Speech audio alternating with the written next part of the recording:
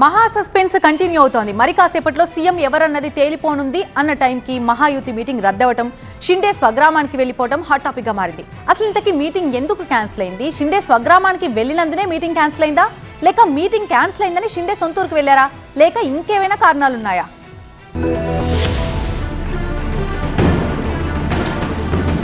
Maharashtra political series continue అవుతోంది. CM ప్రకటనే తరువాయి అనుకుంటున్న సమయంలో మహాయుతి నేతల కీలక సమావేశం రద్దవడం చర్చనీయాంశమైంది. అసలు సమావేశం ఎందుకు క్యాన్సిల్ అయింది, కూటమి మధ్య ఏం జరుగుతోందంటూ రకరకాల చర్చలు నడుస్తుండగానే వాటన్నింటికి చెక్ పెట్టేలా ఓ న్యూస్ బయటకు వచ్చింది.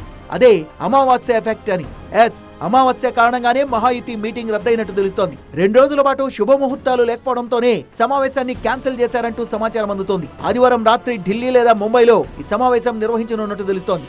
మీటింగ్ రద్దవడంతో ఏక్నాథ్ షిండే సతారాలోని తన స్వగ్రామానికి వెళ్లిపోయారు. 2 రోజుల పాటు అక్కడే ఉండి ఆదివారం నాటి మీటింగ్ కు హాజరవుతారంటూ శివసేన నేతలు చెబుతున్నారు. మరోవైపు షిండే అసంతృప్తితో ఉన్నారంటూ పొలిటికల్ సర్కిల్స్ లో రకరకాల చర్చలు వినిపిస్తున్నాయి. షిండే అలిగారని, ప్రభుత్వ ఏర్పాటు చర్యలపై ఆయన అసంతృప్తితో ఉన్నారన్న ప్రచారం జోరుగా నడుస్తోంది. ఇదే విషయంపై ఎమ్మెల్యే శివసేన అధికార ప్రతినిధి సంజయ్ సిర్సత్ కీలక వ్యాఖ్యలు చేశారు. షిండేకు ఉప ముఖ్యమంత్రి పదవి తగదని, ఇదివరకే ముఖ్యమంత్రిగా పనిచేసిన వ్యక్తికి అది సరికాదంటూ సంజయ్ అనడంతో షిండే అలక నిజమేనంటూ హాట్ డిబేట్స్ నడుస్తున్నాయి.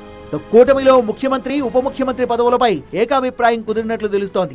కొన్ని మంత్రి పదవుల కేటాయింపు విషయంలో మాత్రం మిత్రపక్షాల మధ్య ఇంకా స్పష్టత రానట్లు సమాచారం. గతంలో మాదిరిగా 2 డిప్యూటీ సీఎంలు ఉండనున్నట్టుగా తెలుస్తోంది. సీఎం గా దేవేంద్ర ఫడ్నవీస్, డిప్యూటీ సీఎంలుగా అజిత్ పవార్, షిండే పదవుల్ని చేపట్టడం దాదాపు ఖరారైనట్టే కనిపిస్తోంది. కేబినెట్ లో బీజేపీకి 22 బెర్తులు, శివసేనకు 12, ఎన్సీపీకి 9 పోర్ట్ఫోలియోలు దక్కే అవకాశం ఉంది. కీలక హోంశాఖను బీజేపీ తన వద్దే ఉంచుకోనున్నట్టు తెలుస్తోంది. శివసేనకు పట్టణాభివృద్ధి, ప్రజాపనుల శాఖలు, ఎన్సీపీకి ఆర్థిక శాఖను కేటాయించే ఛాన్స్ ఉంది. డిసెంబర్ 2న సీఎం, డిప్యూటీ సీఎంలతో పాటు మంత్రుల ప్రమాణ స్వీకారం ఉండే అవకాశాలు కనిపిస్తున్నాయి. మొత్తంగా పదవులపై కాస్త క్లారిటీ వచ్చినప్పటికీ సీఎం, డిప్యూటీ సీఎంలు, మంత్రులెవరో, పదవుల పంపకాల్లో ఏ పార్టీ షేర్ ఎంతో తెలియాలంటే మరో 2 రోజులు ఆగాల్సిందే.